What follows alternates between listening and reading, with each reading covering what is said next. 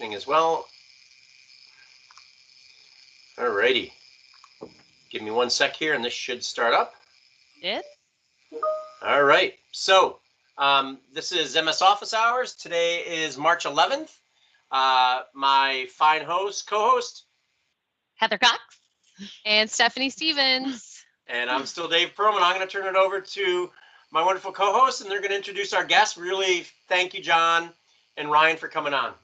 Yes, I am very excited for our topic today, number one, and our guests, because several months ago at this point, I had the opportunity to meet them for the first time, and we've been on several calls since then, and I just cannot wait to see what they're going to do, both here where we are in the Atlanta area, but just across the U.S. and beyond. So I will turn it over to Ryan and John, who are going to talk to us about esports, who are going to talk to us about their organization, and then how does that translate for all of you? So, guys, I'm going to turn it over to you. And Zachary, I don't know if would you mind turning off your video for him, Zachary? All right, Ryan and John, over to you. No, absolutely. And again, Heather and David, thank you so much for the opportunity. Just to kind of share and showcase more, but for those who are on the line, for formality's sake, my name is Ryan Johnson, the founder and executive director of Cxmmunity. And John, I'll let you do your intro. Sure. Again, thank you, everyone. Heather, Stephanie, and David. My name is John Cash. I'm Chief Development and Education Officer for Cxmmunity, and I am out of Charlotte, North Carolina. Yep. So as Heather stated, I'm also based here in Atlanta, Georgia. Our organization, our core mission is to increase the participation of minorities in the esports and video game industry.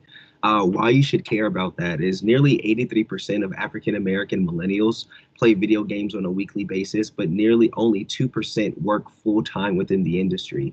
So our organization is designed to partner with underserved K-12 institutions, primarily charter schools, and then also historically Black colleges and universities, and then introduce the faculty and students to technical curriculum in STEM programs that then ultimately allow students to become more digitally literate and also more aligned to study STEM-related degrees as they enter into the collegiate scene.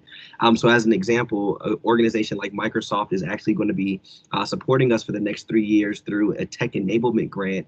And we're also working with Microsoft to develop software that will allow us to scale and reach more students currently in our 9-week cohort program that runs right now in a 2-semester period.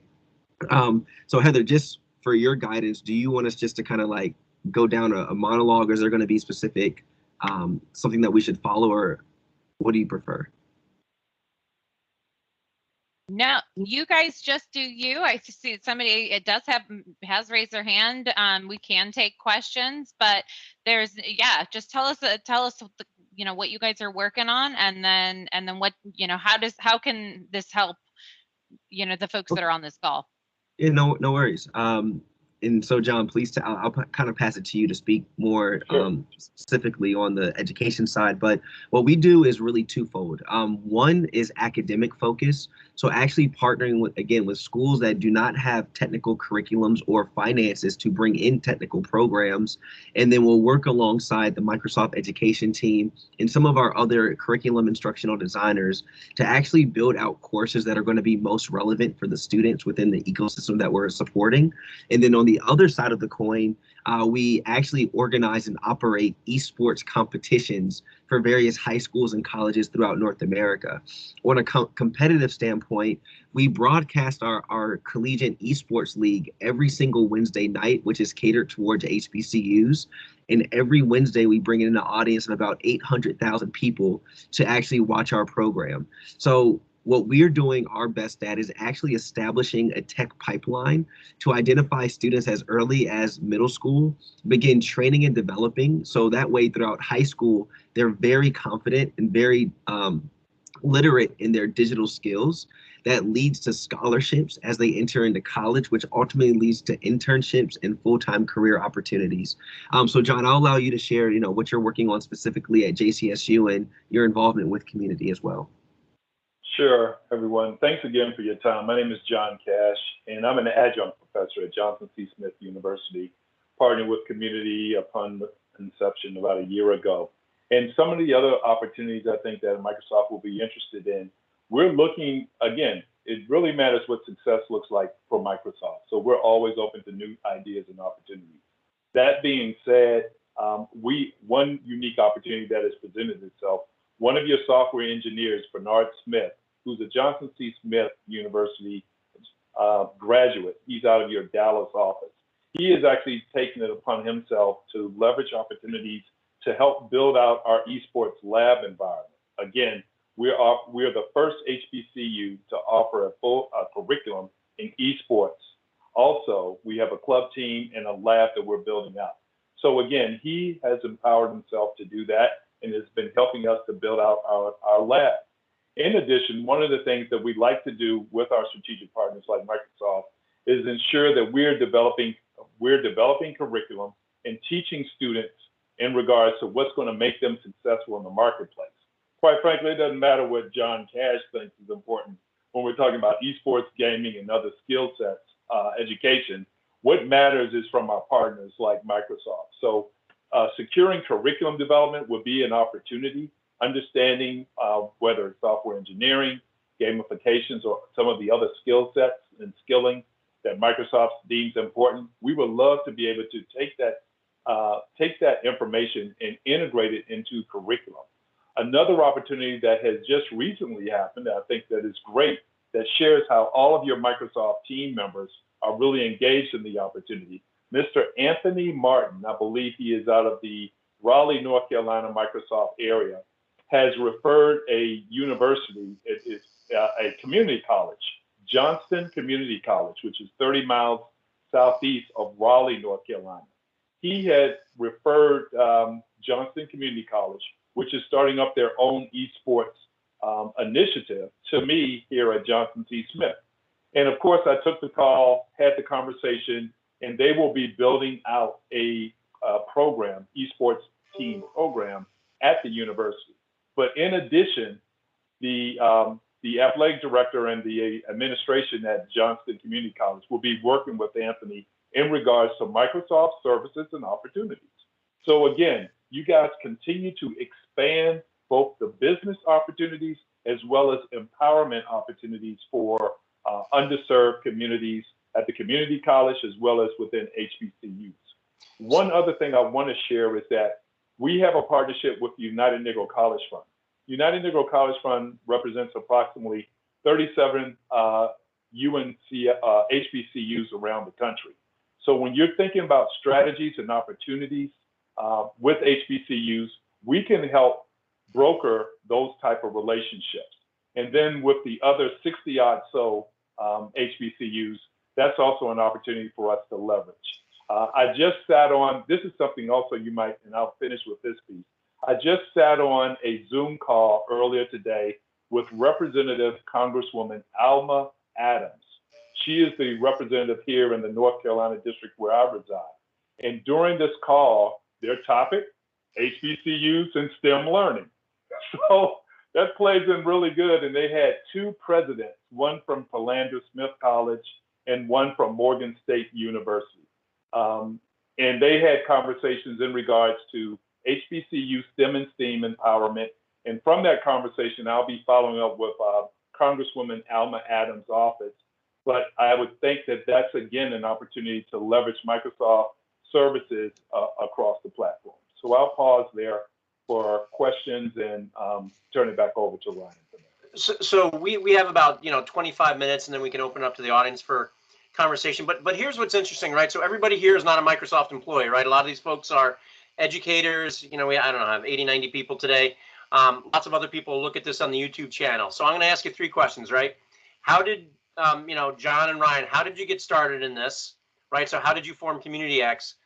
What's the impact that you've had, and how does that growth opportunity kind of look like? And then I'll save the third one after we get past those first two. So how'd you all get started doing this? Yeah, so it started roughly a year ago. John and I actually connected over LinkedIn. So another shameless Microsoft plug there for you.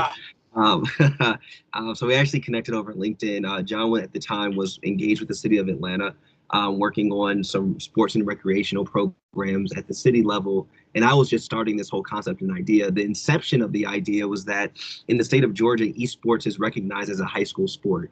So a lot of the counties that surround the inner city of Atlanta public schools, they're competing for state championships, which then translate to scholarships to attend Georgia State, Georgia Tech, Kennesaw, the University of Georgia, et cetera. But that pipeline does not exist within the inner school city simply because of lack of access to computers. So a lot of esports are PC based, but a lot of minority students grow up on consoles. And so our biggest advocacy point is, one, making console gaming more of an esport title so there's more access to minority students to be a part of this movement. So that's the reason why we created Cxmmunity, was to be that solve for this inner city problem that if it was happening in Atlanta, we knew was happening throughout North America. And so far, the impact around this time last year, well, going back to January of last year, there were roughly 250 predominantly white institutions that had esports programs on their campuses. In January of last year, there were one HBCU in the country that had an esports program. So the impact that we've had in the last 12 months is that we've helped spin up nearly 25 different HBCU programs throughout North America. And then as we create those programs, then they come and compete within the league that we also created as well. So, and to John's point, with our relationship with the United Negro College Fund, we actually created the first esports specific scholarship fund within the UNCF. So as schools are onboarding and the programs are being created, we're actually providing them financial resources to kickstart their programs. So the impact so far has been, oh, go ahead, David, I'm sorry. No. I was just going to say, so a year ago, you woke up one day, were you a educator by trade? No, or so a tech geek? So I finished my undergrad in 2015, and so I've been in Atlanta for the last 6 years. And my careers while I was here was like telco. So I first started like really selling telephony, phone to phone, door to door. I'm sorry, like door knocking, the real brick and mortar style of sales. And that translated to an IT consulting role for the next 2 years. And after I did that for 2 years, I actually left corporate and I ended up working for a venture capitalist for about 12 months. And he focused on investing in early stage sports, entertainment, music, and media companies. And so the first investment that I was a part of was actually an esports investment here in the city of Atlanta. So just learning, coming out of school and learning like the tech side of business, and then learning the investing more ecosystem side of just startup and entrepreneurship, I saw a lot of different dynamics.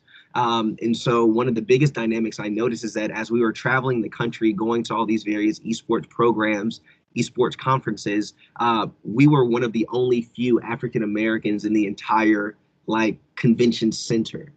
But I just knew that it was crazy because we knew the data behind the amount of minorities that actually played video games. So that was like the reasoning behind why. And we never predicted COVID, and we never predicted the second movement of Black Lives Matter. So when you then fuse those two things together with our mission is really where everything took off for us as a startup business. And in a very short period of time, we got on Microsoft's radar. We then were on Twitch's radar, Verizon, Comcast, and really working with a lot of these corporate partners to solve their D&I issues when it comes to interacting with local inner city youth. Excellent. And So you and John met? I'm sorry, Stephanie.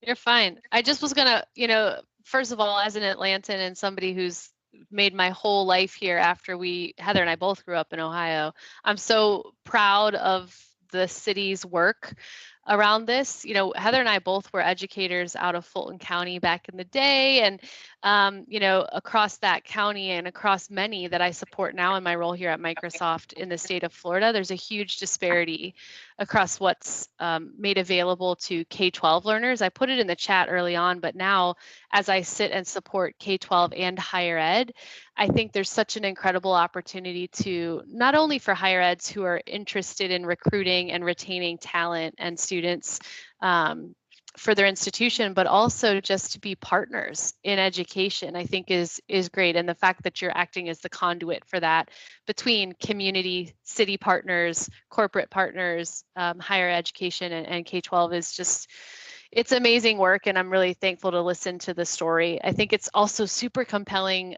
your personal story of how you've arrived here. Because I think by just by default, I assumed like, yeah, this guy is like total gamer and like, sitting. I had like visions of you like sitting and just hacking out games in a dorm room somewhere, like with other people. But I'm curious, and the question for you both is, as you encounter, obviously a focus area on HBCU, but as you encounter populations that may be underserved outside of that traditional scope, what are some of the supports or ways that folks can reach out to you? Honestly, it really just depends, right? We take in a lot of different inquiries on our website because a lot of folks may want to volunteer time in the form of mentorship. Some people just want to be individual contributors. Other folks want to actually potentially like do part-time work where it makes sense. So like we honestly sit down and just have the conversation because we're not a one size fit all kind of a thing, and we can be very adaptable just about around how people actually want to support and really what they want to get out of that experience itself. So we partner well with other 501c3 nonprofits as far as helping them raise their voice and raise their own brand. We partner with corporate entities to help them with multicultural marketing strategies. We partner literally with individuals at corporations that just say, hey, look, I'm a cybersecurity director and I want to teach these kids how to do mobile security so they don't get hacked as they're, playing around on their iPhone, et cetera, et cetera. So it really just varies. I did see one quick question that says the average cost of an esports lab. It really just depends, right? For what we are doing to get the ball rolling, we can build a lab between $35,000 and $50,000, right? And that is at the very low end. You're getting bare bones machines in there. You're not retrofitting a room, but it's still a place where these kids can start. Your average esports lab, if we were to look at what the University of Kentucky or UNC did, they're spending $750,000 to $1 million on these experiences for their students. But for us, it's like, look, we don't need all the bells and whistles. We just need to showcase that there's interest. We need to showcase that these kids are talented, and then we can grow to that point over time where we're doing much larger, much more significant esports lab build outs. And John, I'll pass it to you, but I actually I'm going to drop a link in the chat. And this link is actually, we just built our first lab about 3 weeks ago in Huntsville, Alabama at my alma mater. And we actually are starting this docu-series, and we're capturing all of the content. So that video is 27 minutes long, but if you kind of just like skip through, that's actually like the process of what we're going to be doing for many more HBCUs to come as well.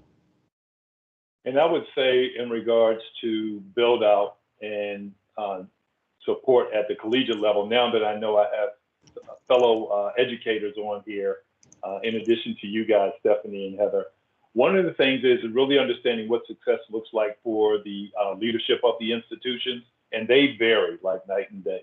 At Johnson C. Smith, we basically were able to access an existing room within a brand new STEM and STEAM building, and we outfitted it. I started developing relationships with people, endemic companies within the ecosystem, received in-kind support for peripherals, for chairs, for headsets, what have you, and built that out. So again, I would say to my constituents and fellow educators out there, again, getting that support of leadership and defining what success will look like for you in curriculum, in gameplay, and everything else, I think is most important as you look at starting programs. With just specifically talking about universities also, it's dependent. You can go on different tracks within this esports gaming educational system, be it software engineering, gamification, practical business management. I mean, you still need marketers, you still need salespeople, you still need business development and finance. And so you can curate and customize your opportunity at the university level that might play up to the strengths of that institution. So that is how we were able to build it at Johnson C. Smith. And I would be remiss if I didn't share with you, and Heather's a big football player, she knows this. So the blocking back to Ernie Davis and Jim Brown for me was Dr. Bernadette Lawson Williams, having the boots on the ground, tenured professor that really helped an adjunct professor like me to build and activate Johnson C. Smith's program. So let me ask a specific question around Microsoft and this partnership. A lot of the districts and the higher education institutions that I'm working with are trying to find a way to leverage their esports through teams and to try to set up that community of experience. And so do you have any kind of places that you could elevate where folks are leveraging sort of that community within a Microsoft team engagement? And it's okay if not. I'm curious because folks are asking me to help build one out if you've got examples of that. It's a nefarious ask. So when it comes to gaming community, especially like chat or video, the dominant service there is a platform called Discord. So Right. it's very much, and so most students, that's what they're going to be familiar with. Not saying that human nature could be switched around, but that's kind of like where these ecosystems are being developed and curated current to date, just to kind of like directly answer your question.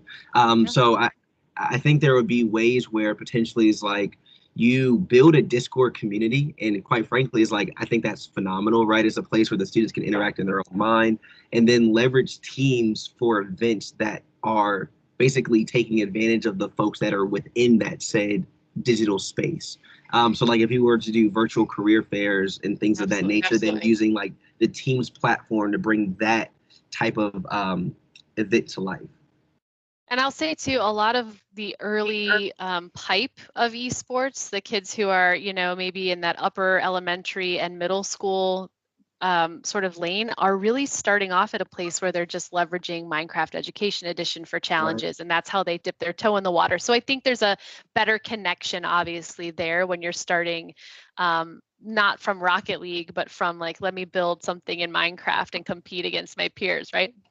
We've actually been working with one of your counterparts out of Toronto, Aria, and we've been working on this concept of gamifying Minecraft education. So we actually just had a meeting with KIPP Atlanta, all 6 of their middle school principals about 2 weeks ago. And I mean, they're at this point, they're waiting on us, right? They're like, when are we going to do it? Like, we're here for it. And one of the things I think is super helpful is like even the Xbox team, right? I just got an email from Darrell Booker, who's been another phenomenal Microsoft resource and just helping us connect here locally. We're going to get a contribution of in-kind donations of Xboxes from the team. And so pretty immediately, I know what we're going to do is that we're going to distribute, if I can speak, those consoles to various high schools throughout North America that are within the proximity of the HBCUs that we work with as well. So we could begin doing more or less like feeder programs. And then actually, we know that these high school leagues can now run because we actually provided them with the technology to do so. Yeah, beautiful.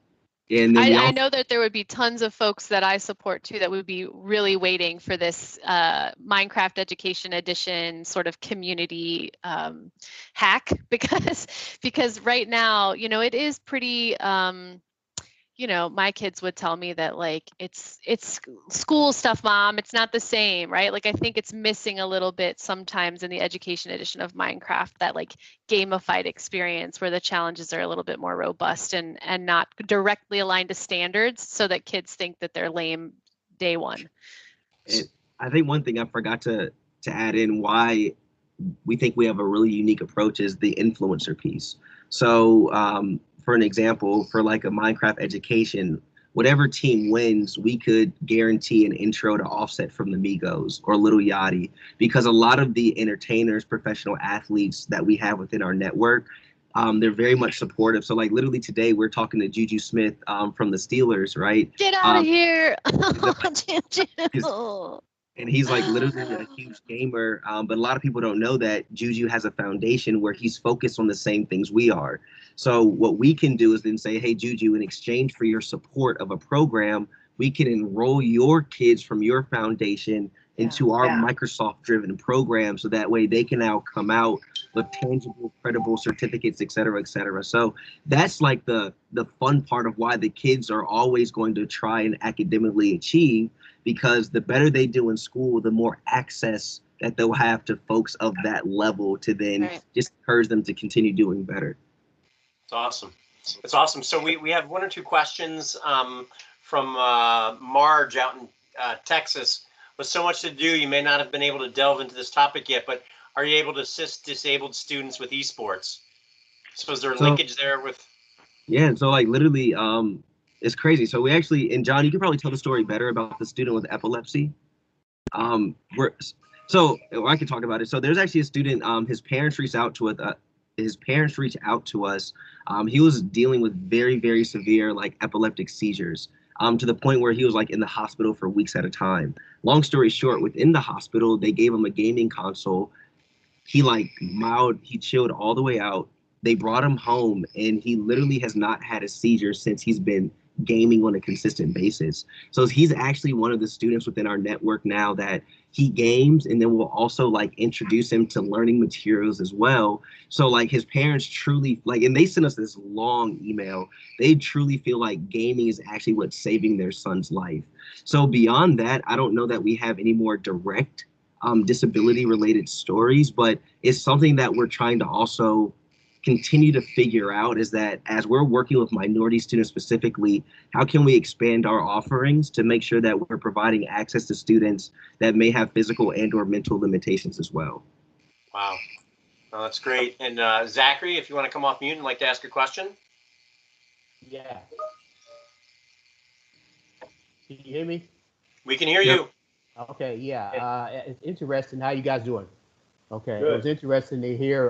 This is for Ryan. You reach out and you interact with the HBCUs. I wonder if you had an opportunity to talk with any of the conferences that they, like the CIAA, the SIAC, or the MEAC, and what's their response? Are they interested, or are they not interested at this point?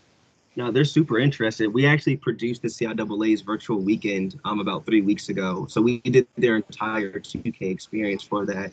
And we worked hand in hand with the MEAC and SIAC as well. The SWAC actually just made an announcement yesterday of a partnership with another esports entity as well. So they're looking at this as a tool for student athlete recruitment and scholarship disbursement. So the HBCU conferences are all over it, but they're trying to, when you deal with the conferences, it's just more complexities because they fall under the NCAA, which has completely different guidelines than us operating as an independent third party. Okay, great. Thank you. And if it wasn't mentioned before, the other thing is that we're all HBCU graduates. So Ryan is Oakwood University graduate again. Chris P.A., the co-founder, is North Carolina Central University out of Durham, and myself, Howard University out of Washington, D.C. So we really take a very much emotional, intrinsic position in what we are doing and continuing to build this out. That's great, John. And John, you focus, I kind of heard kind of where Ryan came from, and he had a lot of ideas and kind of saw the interest. How do you come to us and being involved in Cxmmunity RX? I think, Sure. And your role there. Sure. My background is a little unique. I was a Air Force captain, Air Force officer, and got out, got my MBA, went into corporate for 15 years with CPG companies like Coca-Cola, then got into sport entertainment. Always wanted to give back to HBCU, so I started to teach here when I got to Charlotte, and just saw the opportunity as a business opportunity. Quite frankly, the business side of me kicked in. Ryan already shared with you the statistics, and I knew that this would be an opportunity to drive additional students to the institution, as well as do something unique with the value proposition of esports and gaming. And so we look at continuing to do this. And the most exciting thing I have to share is that we secured approximately 12 internships for my students in less than a year with major corporations. We have 6 with Riot and 5 with Epic Games right now, and possibly another one coming on with Twitch. So again, we talk about education, empowerment, and employment through esports.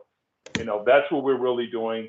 And so that's a little bit about my journey and how I got here. And my goal is to continue to advocate and build with Ryan. And what really, I think the true value proposition we provide is that we're ingrained in the lifestyle and the culture, and we use a platform of education to leverage everything else that we do. No, it's power. I mean, it's powerful, right? So I really love the personal story, and really it becomes an access and equity issue as well, right? The fact that, I'm guessing you're not teaching hundreds of people, John, at this point, right? And you have a pretty high percentage of your students are getting internships. Fair? I'm so excited. Again, we launched the first program at Johnson C. Smith last January. My class is probably about 10 to 12 people. I've taught 3 now, and we've expanded more. Again, we have a full minor as well as certification program at Johnson C. Smith. And again, when I'm able to share what our students can do, everybody knows diverse environments increase performance of businesses. That's documented in the consulting world right now. Everybody understands that. So we're just providing value add to grow businesses and careers for underserved audiences. Wonderful. Wonderful. Anything else, Heather, as we take it home, or Stephanie? No, I apologize that my internet decided to have fun. So you got phone Heather for a bit. Thank goodness Teams goes mobile. But I'm very excited to continue seeing what work you guys do, specifically also around the fact that Microsoft is really setting down some roots here in Atlanta. So We lost Heather again. So I will, do you want to play? Yes. Well, since Heather? I am from Atlanta, I will say, yeah, we are super excited that Microsoft's contributing to community dev. Same mission and same values, obviously, as you guys to really plug into the city and support. And also, if you ever need me to pinch hit on a call with Juju, you know where I'm at. Like, you've got my contact information. Not only did I name my child after, no, I'm just kidding. He wasn't even on the team yet. But I was born a Steelers fan and grew up in Cleveland. So you know that was hard. I earned my stripes. And just thank you guys. You know, like, these kinds of uplifting stories, I think, open minds and shift sort of the sight line for people in what's possible. And that's what I love about our mission here at Microsoft. So thank you guys. So Stephanie, when people are speaking with people that were in the military and somebody was in the Air Force, they earn their wings, not their stripes. So John, thank you for your service. I was in the Army, and I spent a lot of time down in Augusta, out at Fort Gordon down there, learning about communication security and a bunch of other things back in the day. You were probably a little bit after me and your time in service, but you know, I love hearing these stories. Thank you for sharing. Thanks for kind of putting yourselves out there. You know, I think if anybody in our audience or is viewing this on our YouTube channel, listen, we don't have 800,000 people on our YouTube channel, although we're working on it. And you learned a valuable lesson about reply all. So on that note, thanks for all you do. Really appreciate it. And have a wonderful week. And everybody stay safe out there. Bye. Thank you very much. Take care. Bye, everybody. Bye.